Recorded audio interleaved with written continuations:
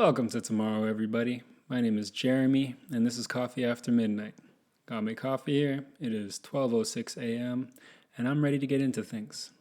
On tap for today, what I'm going to talk to you guys about is I'm going to explain a bit of my music, and just talk a little bit about like the stories behind what inspired certain songs and that sort of thing. And so, the project that I'm going to be looking at out of like the stuff that I have written, for those of you who follow me on SoundCloud, I have a SoundCloud, by the way, if you don't follow me on SoundCloud. But for those of you who do follow me on SoundCloud, you'd know that I have a whole whack of just like random songs here and there, or like little covers that I did for other beats, or just things that aren't like officially put out. And then I do have some stuff that is officially put out, and that would be found.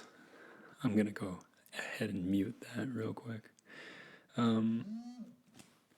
That would be found on my Spotify or on Apple Music or on any other streaming platform, like a larger scale streaming platform. But for like SoundCloud and stuff like that, that's more so like my area where I get to play around with things and everything. Anyway, what I'm going to be focusing on today is the stuff that's on the other streaming platforms. So the King's Fool in particular. Also, just to note, if you guys have listened to The King's Fool, you'll know that it's not all music. There are like skits and poems on it as well and everything. And I'm not really going to get into like the meaning behind the poems or anything like that. I'm just going to stick to the songs today. Maybe one day I'll go behind the poems. Maybe not. Maybe I'll leave it a mystery, because the magic is in the mystery. As I think it was like this Disney original movie about a mascot said. It's like, yeah, the magic's in the mystery. I think it's like Mitchell Musso was in it. Anyway, if you guys know what movie I'm talking about, hit me in the comments. Let me know. Let's get into things. So the first song off of The King's Fool, which is the name of the project. I don't know if I mentioned that earlier or not, but that is the name of the project. So the first song off of The King's Fool is a song called Baby Park. And first and foremost, on The King's Fool, what I tried to do is I tried to tell a whole bunch of different stories from my life. And those stories, I tried to convey them in different ways. So I did incorporate some poetry on it, and I incorporated skits, as I mentioned before. But also through the music, I tried to find different ways of telling stories, and telling stories throughout the entire song, or telling stories in one verse and then another story in another verse and another story in another verse, or telling two perspectives of a story, one in the first verse, one in the second verse, what have you. But yeah, so I was infatuated with that. So if you have heard my stuff, you likely have noticed that it is very story oriented, and it's mainly because with the idea behind The King's Fool. The idea behind The King's Fool was basically, it was like an introduction to me as a person, and where my artistic journey has come from, through my personality, I guess, and how different parts of my life have affected my personality, and so on and so forth. And so that's sort of what I tried to do, use it as an introduction of sorts.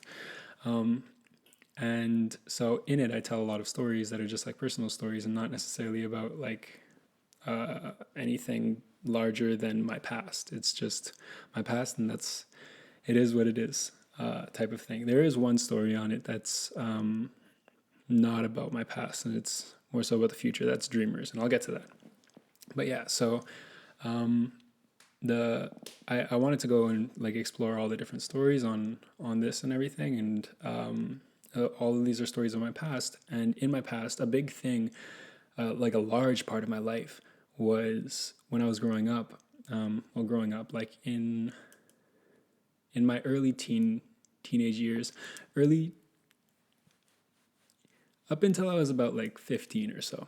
So yeah, the first half of my teenage years, I was really into graffiti.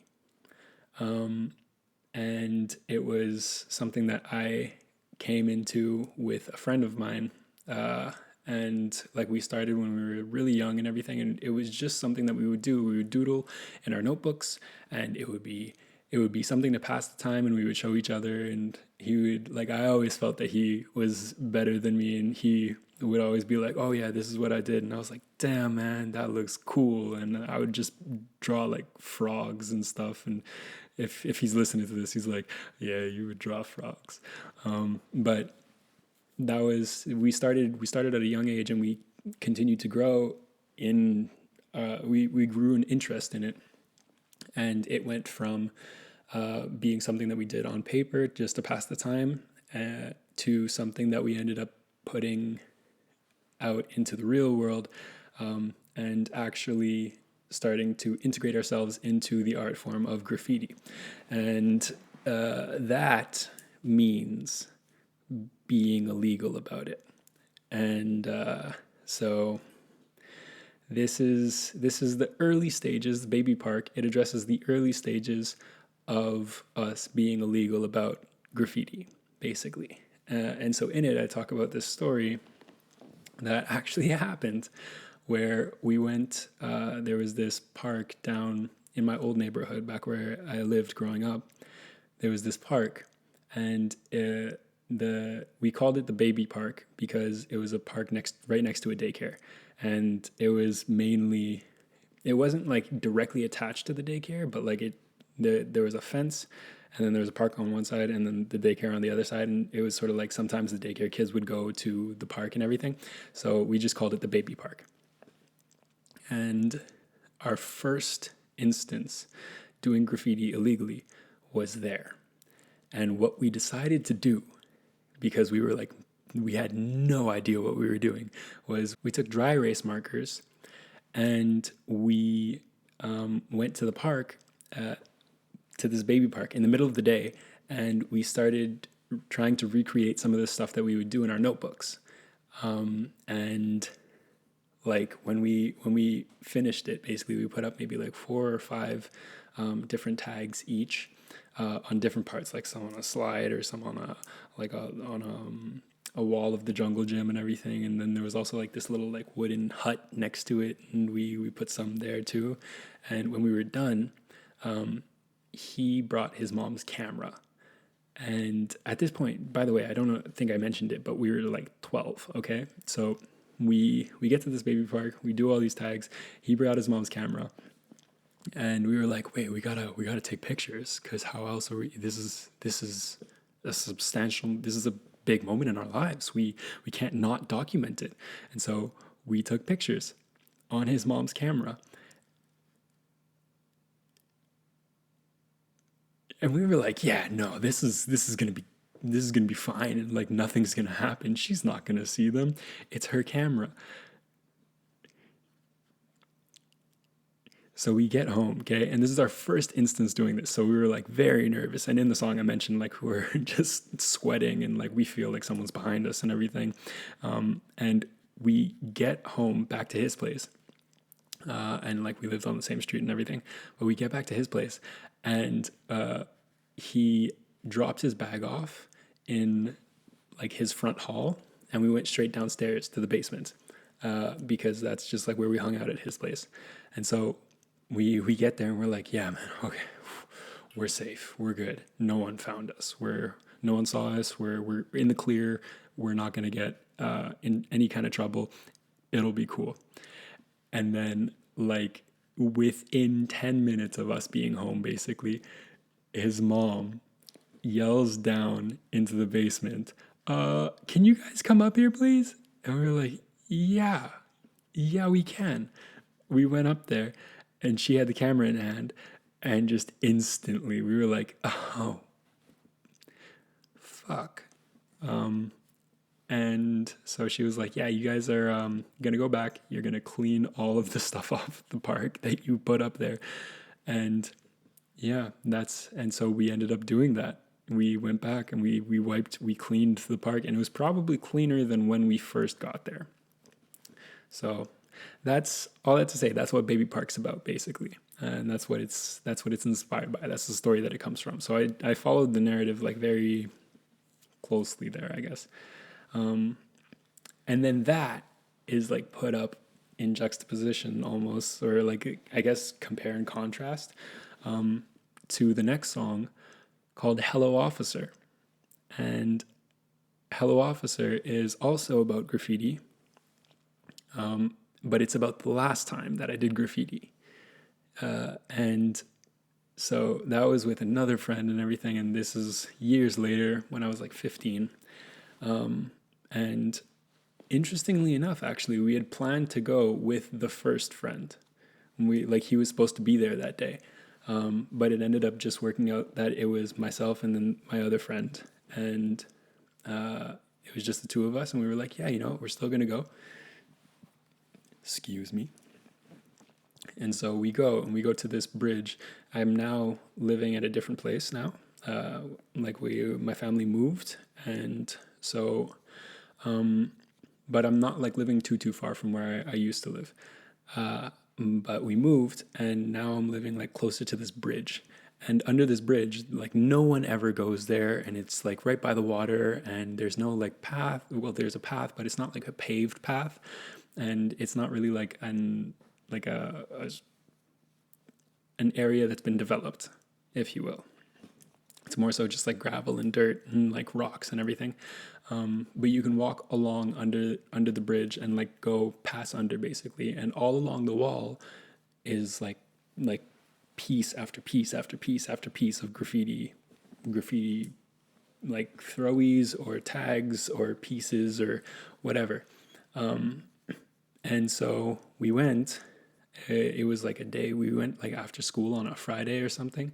Or no, it was in the middle of a week because I had to go to school the next day. I remember that. But we went and we got to this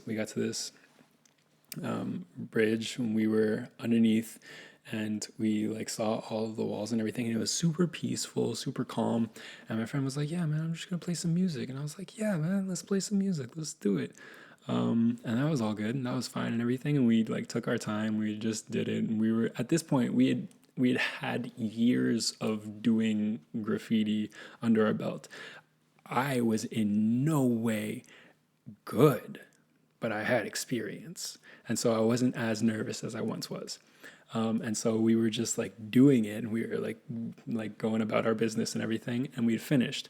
And within like 5 minutes or so, 4 or 5 minutes afterwards, when we finished, we were just hanging out there, and we didn't really think anything of it. And I'd been there before, and it had just been like chill. I hadn't seen anyone else there before, so I was like, it is such a low-key spot. Nothing's gonna happen. 5 minutes after we finish, there's a public security officer who we see coming in from where we came in. And that's like kind of like the only exit that you can take. There's another one that you can take, but it's like a bit like narrow and like through some like woods and bush and everything, and it's just not really convenient. So we were gonna go the other way and go back out the way we came, but then he was there, and we were like, oh, we need to leave. So we got our things. At this point, we had already like disposed of the tools that we used, like the cans and the markers and everything. And we saw him, he saw us, and we started walking towards him to go like past him and everything. And he was all like, oh, hey, how you doing? And this also goes with like the skit that happens right before.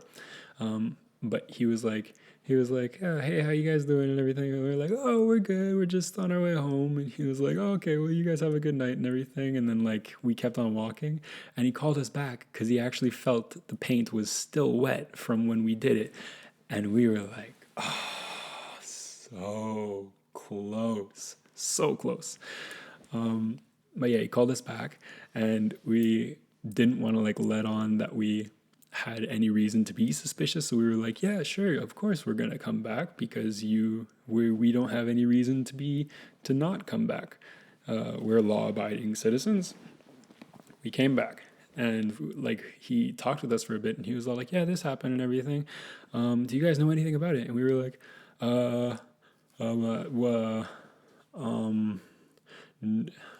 no, we don't. And he was like, oh, okay. Did you see anyone?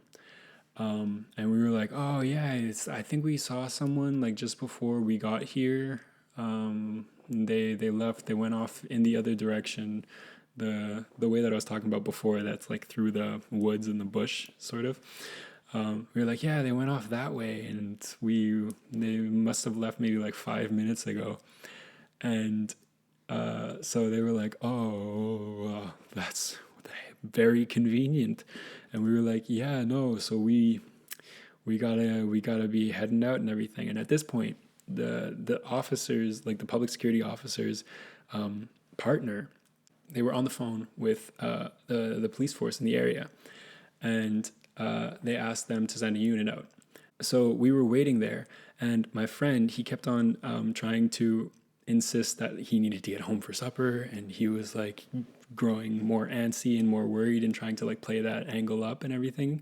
It's something that he talked to me about before. He was all like, yeah, if ever like we're confronted, we can just try and play like a little antsy and like nervous and everything, and then they might be more likely to let us go because they're like, oh, they're young, they're nervous, and they don't want to get a bad rep and everything. And it's like, oh man, this is smart. And so he was playing that up, and I was not clued in on that.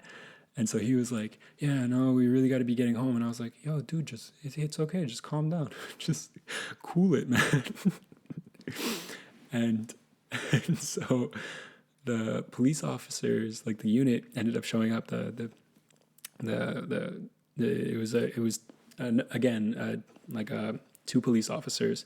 They showed up in a car, and they pulled my friend and myself aside and started talking to us individually and trying to get the scoop and the lowdown on what was going on. And we were still like sticking to the story and everything. And he was all like, okay, here's how, this is what he told me and everything. So I don't know what he told my friend, but this is what he told me. Well, I don't know what his partner told my friend, but this is what he told me. He was like, yeah, so basically we don't know for sure that it was you, but you were here when it was discovered. It was still fresh, and you are the prime suspects right now. If you did do it, it would be a lot easier for you to fess up to it now. And I was like, man, that makes a lot of sense, and that's very convincing. I did it. And I told him. And he was like, oh, okay. You did one and your friend did the other. And I was like, no. I did both. I did both of them. And he was like, oh, okay. And he was like, well, where's the cans? Where's the equipment and everything? I found the cans and everything, and I showed it to him. And then I was just trying my hardest not to have them bring me home to my parents. So I was like, okay, you know what? Here, I like if you like, I accept full responsibility of this and everything. And hey, I'll even paint the wall. And just to like give you guys a clear image of what the wall looked like, I would say it's roughly about 100 feet from end to end, if not more. And I would say about 25 feet tall. So all of that. And I was like, yeah, I'll paint it. Because like end to end was practically covered. And it was like covered maybe up to about 10 to 15 feet up was covered in graffiti. And I was like, yeah, no, I'll paint it over, and I'll clean it up and everything, and I'll do that. And I was just trying to like work the angle of like, yeah, I'll do that if you like, you just let me walk home. And they were like, we gotta drive you home. And I was like, that's, yeah, all right. Well, do what you gotta do. So they ended up driving me home. My mom was pissed, rightfully so. I got brought home in a cop car, and my dad was just happy that like no one was hurt, because he like came home at the time when the cop car was in the driveway. And so he was like, what happened? He was walking into something that he didn't know what was happening. And my mom was like furious, and she's like, your son did graffiti. And my dad was like, okay, that's it? That's, oh, I thought that like we got robbed, or I thought that someone was hurt, or, and so that was how they both took it. My dad was just very relieved, and my mom was very angry. And since it has since become a joke in my family, this misfortune, or not misfortune, but this mistake of mine, or just that misadventure in general, they have not let it up yet, and it has now been 6 years since, and it's just as strong as ever. So that's that. And so I wrote a song about it, and it's called Hello Officer, and that's that. Next song is Pillars. Now, Pillars is like, before I was talking about, so the first two that I've talked about so far have just been storylines all the way through the song. But Pillars is about, like when I wrote it about three of my best friends, and just people in general in my life who have made me the person who I am today. And so the first verse is about one of my friends, and it's like what I tried to do actually is each verse about a friend. I gave each friend a verse, and each verse about a friend, because the last verse is just like me talking about all the other people who have affected me in some sort of way and just giving thanks to them. But each verse about like one of the three friends, I wanted to write about something that, like a moment where like I felt like they were there for me, or I was there for them in a way that would not be the same were we not the kind of friends we were. And it's a very special song for me. Well, I would say all of these songs are special in their own way. This one is special to me in a very like close and personal and sentimental way, because it talks about like the people who were dearest to me and are dearest to me, and who have had a significant impact on my life, whether they're like people who are still around, including the last verse too, whether they're people who are still around or whether they're people who I haven't seen in years, or they're people who I barely talked to, or they're people who I have ended things on, like left off on unresolved terms. There's still people who have affected me and made me the person who I am today. And I think that in writing it, I wanted to sort of take a moment to reflect on that and give thanks and gratitude, and just make myself aware of how much other people have had an effect on me. And yeah, so each verse, the first three verses, are fairly self-explanatory instances about just memories that I have with these three friends of mine. And yeah, I think the one that might be the hardest to, or like the more like poetic, I guess, or the one where I tried to like use the least amount of like direct language, would be the third one. And that's because it's like it deals with insecurities of mine, or an insecurity of mine rather. Not all of the insecurities there are others, but not all of them fit into that one verse. But this verse, it's about basically this one time where my friend and I were hanging out at my house, and we were like, yeah, let's do a workout. And so we started a workout. And growing up, I was always a very thin child. And I have heard this time and time again. Oh, you should eat more. Or why don't you eat something? Or you're so thin. And like a lot of these can seem like compliments that people are saying when they say them. And so I never like hold it against someone when they say something like that. But what it does, or what it has done for me, is it's slowly just sort of eaten away at me. And it's been like, okay, this is how people perceive you. And this is like the way that you are is not what you should be, or something, because they would say like something like, oh, do you not eat, or why don't you eat, or you should eat something, or something like that.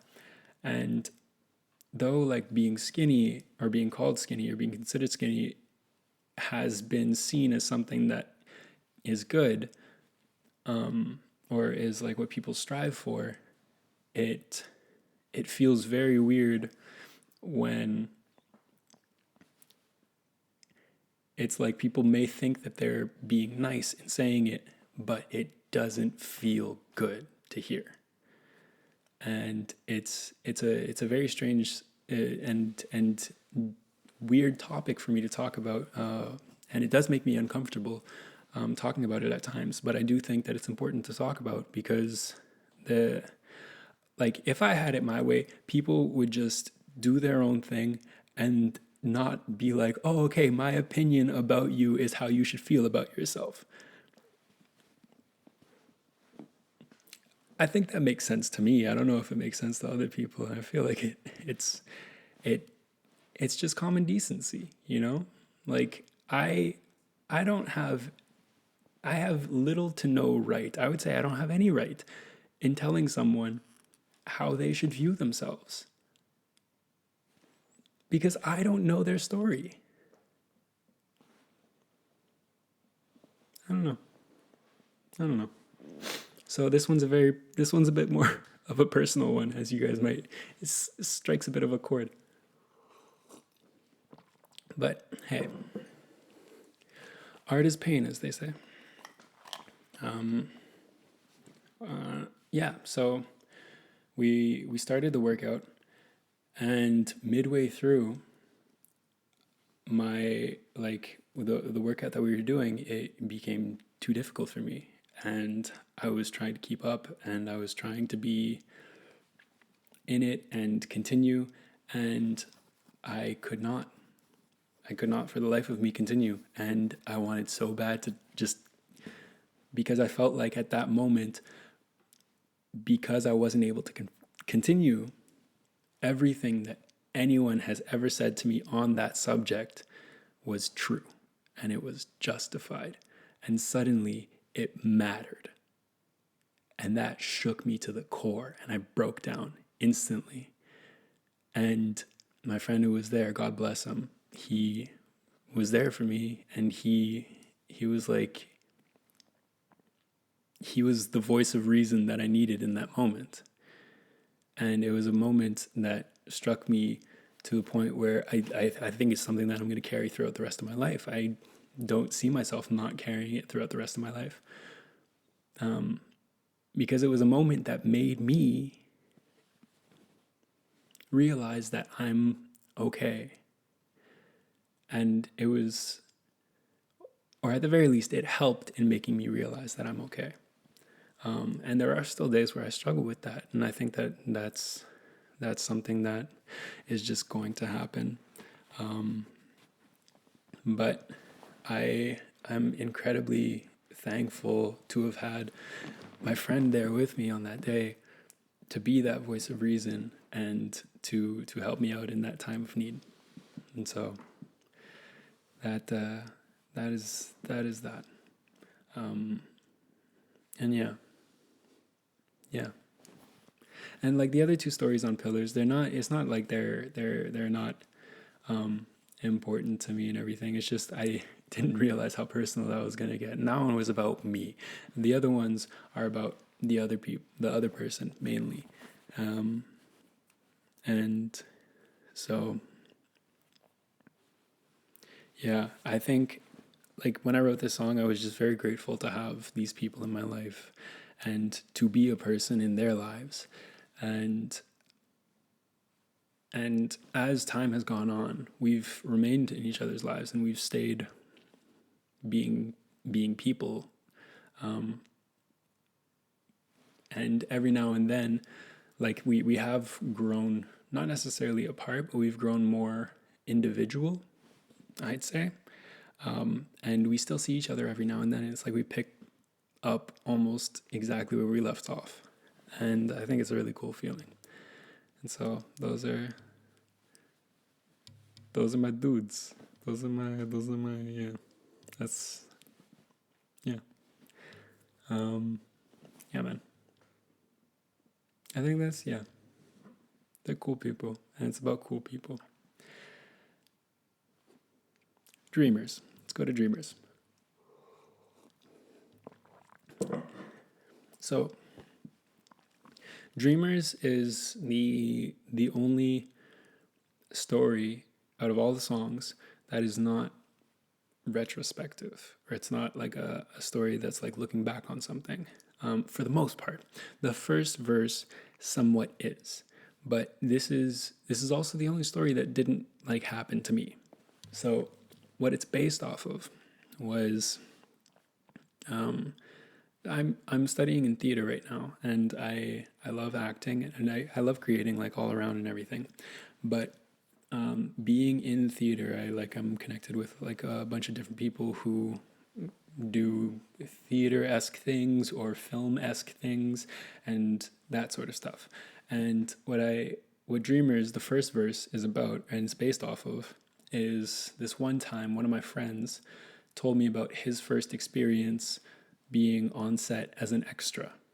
And an extra, for those who don't know, an extra is just someone who's in the background of like a movie or a TV show. You might see them just the people who fill the area, basically. And you're like, oh man, it's just look at all these people who are out of focus with a very big head right here in the foreground.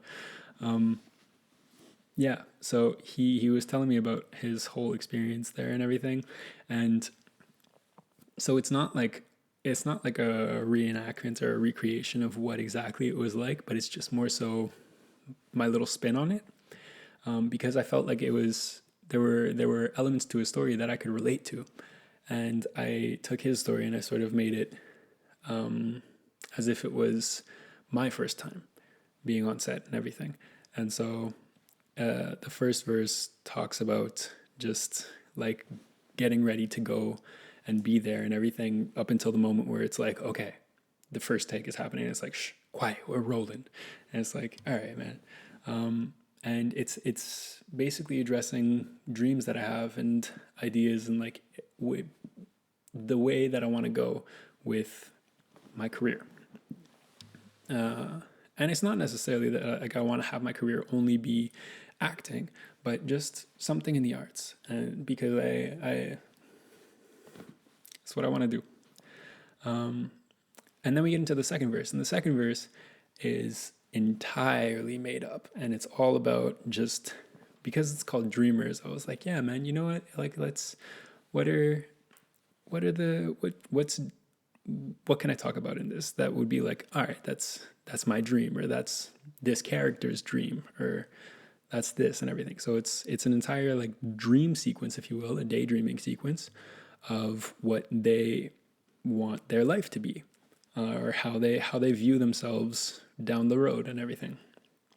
And something interesting to note about this too is the two people who I got on this track are also they're also like doing things in the arts. The singer Erin Walsh, phenomenal singer. You should check her. She just dropped an album on Spotify, either an album or an EP. She dropped a project, but it's on Spotify, and it's called Leatherbound, I believe. Phenomenal, beautiful voice. But yeah, so she was singing on this, and I was like, nah, this is dope. And she was someone who I met through theater, actually, and so she through the program that I'm in. Actually, well, we met earlier, like years before, briefly, because we were in like a talent show together, and she was singing and I was rapping, and it's like full circle kind of thing. I don't know. I found it was cool. Anyway, check her stuff out. I'm gonna link it in the description below. But yeah, so she's singing on this, and she's someone who's I imagine similar to me, and she's now off like studying at a film school and everything, and she's just doing her thing, and it's like Dreamers. And then the guitarist, very good friend of mine, his name's Tie Dye, and he is going to tear this world apart with his guitar. I guarantee it. but yeah, so like I just loved working on this because the two people who I had on this were like they just embodied the idea that I had for the track, and it was cool. So yeah, there's that. Oh my gosh, okay. The next song that I'm going to talk about is called The Getaway. This one is my favorite to talk about from an inspiration perspective. Not because it's like oh boom boom boom and it's like got like the most like moving beat or it's like the fastest one on the project. No, none of that. The reason why I love this one so much is I feel like this might like shock a lot of people. The Getaway, for those of you who've heard it, get ready. It's a love story. How is it a love story? I'm glad you asked. So basically, when I was in high school, I had a massive crush on a friend of mine. And if she's watching this, she'll probably be like, "Oh, wait a second." But if she's not, then like I guess she'll never know. I've told her before, and like I tried like a couple of times to be like, "Oh yeah, you wanna like date her? You wanna go out sometime, or you wanna do this, or you wanna do that?" As like more than friends.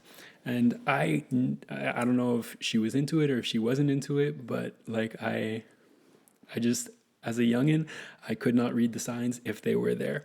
So it is just something that has been left in the past. But I wanted to write about it and write about it in a way where it's like, okay, I wanted to get my point across and my perspective across of how it sort of like felt entirely.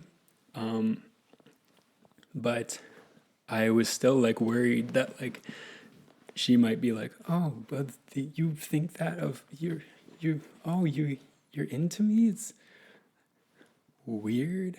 Um, but now it's sort of like it's something that's just in the past and it's been buried and we've both moved on. Like it's been I haven't spoken to her in a couple of years now. Strange, very strange. She's still a very nice person, but we just sort of went our separate ways, and it's something that's been buried in the past. But how it's a love song, I think of it as a love song at least. It's there are two characters in the song. There's a robber and a cop, and I always saw myself as the cop, or I saw like my logic as the cop, and then like myself entirely as sort of like the city that the robber might be robbing, or the bank that the robber might be robbing, or what have you. Regardless, I'm gonna go through like the lyrics of this and everything and talk a little bit about it. But the robber is supposed to be the my friend who I had a crush on, and the way that it starts off is like, as soon as I got all up in the getaway van, I sped away fast. I'm hustling because I got the prize. No one else is going to touch it. I'm rushing because, yo, if I get caught and thrown in a cell block, I'm chained for life. There's no discussion. So that right there, what I was talking about there is like the prize, which we're going to find out in a second, is the red diamond. And the red diamond, for me, when I was writing it, it was like the what symbolized like my heart or my love or my affection at the time. And so she stole the red diamond, that's the prize, and no one else is going to touch it. It was like, I was just very, like, it just kept on coming back, like, oh man, I like her, or like, I like this, or like, strange. Well, I guess not strange, young love. But I'm rushing because, yo, if I get caught and thrown in a cell block, I'm chained for life. There's no discussion. Because I was like, we could have been good enough to get married. We were like 16 at the time.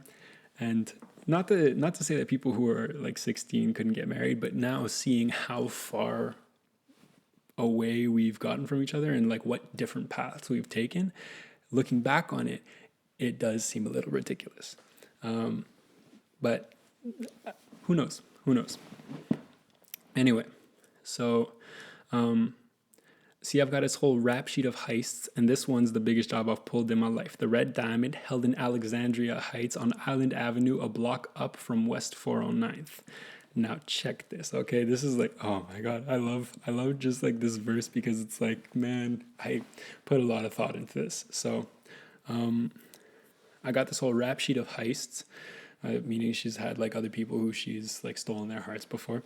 But this one's the biggest job I've pulled in my life. The red diamond, my heart, held in Alexandria Heights. My name, Jeremy Alexander Lewis. Alexander is my middle name. All right. So it's like, if this is how I thought back then. All right. But it's like, if we take like the top of my body is Jeremy, and then it's like Alexander is the middle part of my body, and Lewis is like the last part, like top, bottom, top, middle, bottom sort of thing. The middle part, Alexander, Alexandria Heights, but the upper part of Alexander, that's where the red diamond is held. So yeah, block up from West 419th on Island Avenue, block up from West 419th.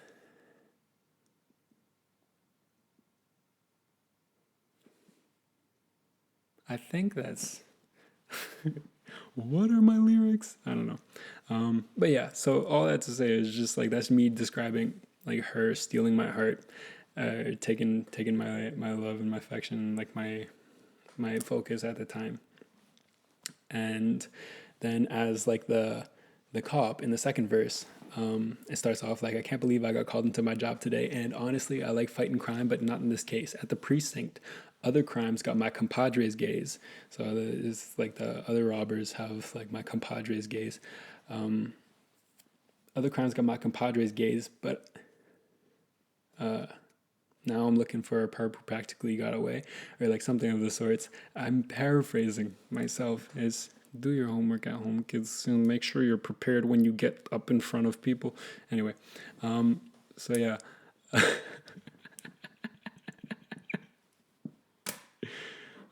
If you're watching this far, thank you. Thank you so much.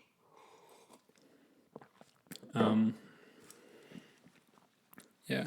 Other crowds got my compadres gaze while I'm looking for a perp who practically got away. And then this next line, okay. So something that I want to like pinpoint right here before I explain it is I use the term oily, but I meant like olivey, like it's like okay, because like she didn't have oily skin. She had like olive white, like you know how some people will be like, oh, this person's like olive white, or like the olive colored.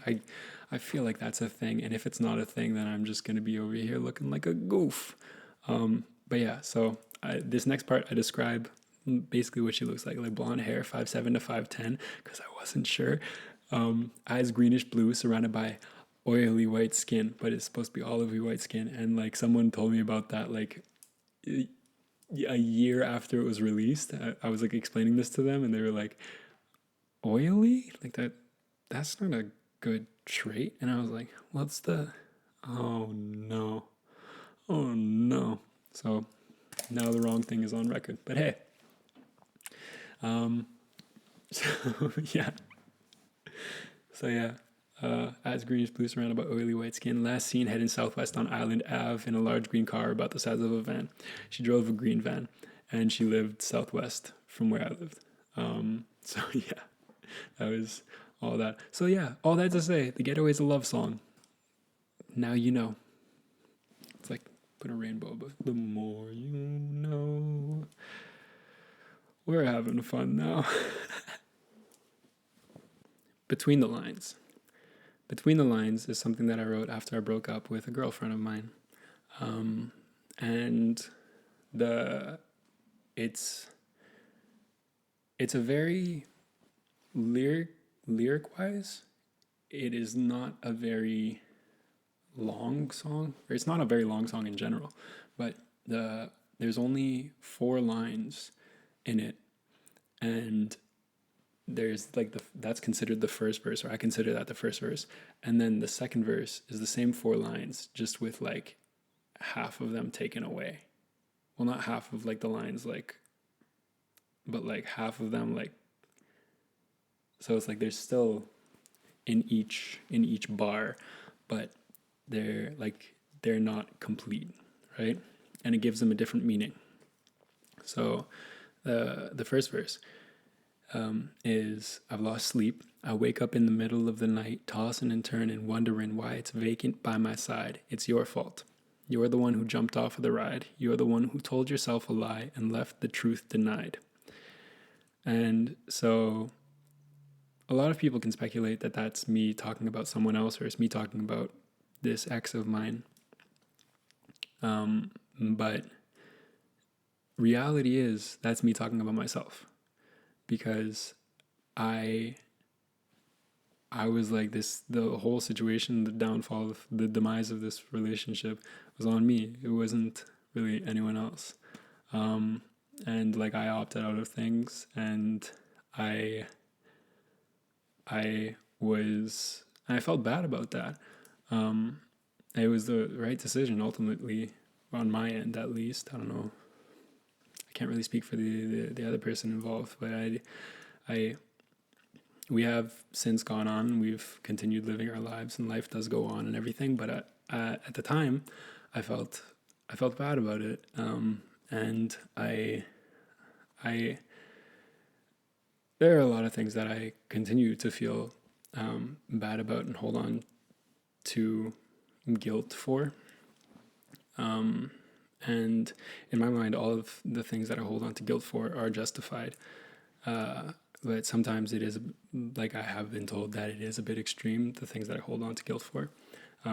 Regardless, it's still there, and it's still a part of me. So I decided to write this verse, this verse talking about that, and being like, this year, I've lost sleep. I wake up in the middle of the night, tossing and turning, wondering why it's vacant by my side. It's your fault. I'm the your. You're the one who jumped off of the ride. You're the one who told yourself a lie and left the truth denied. Now, the lie I told myself was that I was delusional for thinking of someone else or being interested in someone else while being in this relationship. And I was like, no, it's just a passing thing, and it's not a thing, and that's, so I'm committed to this person. And albeit I may have went along with that, I would say it in a way that wasn't necessarily fair to either her or myself. But in my mind, that was what the right thing to do was, because I was like, no, I was still in love with her, but I decided, not that I decided, but I continued to be with her, even though I noticed that there were like emotions growing for someone else. And I was like, oh, snap. No, I'm not going to do that. And the second verse is the removed parts, the half lines. And that one goes, I've lost sleep, tossing and turning. It's your fault. You're the one. And this entire song, it was written after the whole breakup and everything. And I wanted to show both sides of how I was feeling, because like the first verse was me being like, oh, like bad, this is you're bad and everything. And the second verse is me being like, but the reason why I ended things is because I saw more of a future with this one. And nothing developed between myself and the other person. I don't even think I told them. I didn't tell them. That one's just like a sad song for me, I guess. I don't know if it's happy for anyone else or if it's helped anyone else. And also, well, actually, you know what? Yeah, I think that's where the songs sort of wrap up. Thank you guys so much for listening. I've been Jeremy. This was Coffee After Midnight.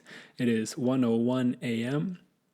About to finish my coffee. But before I go, I'm curious to hear from you guys. I want to know how your perspective on my music may have changed if you have listened to it. If you haven't listened to it, I'm going to link it in the description below. Let me know in the comments. And as always, if you're curious about anything, hit me in the comments and maybe I'll talk about it next time. Thanks. Have a good one.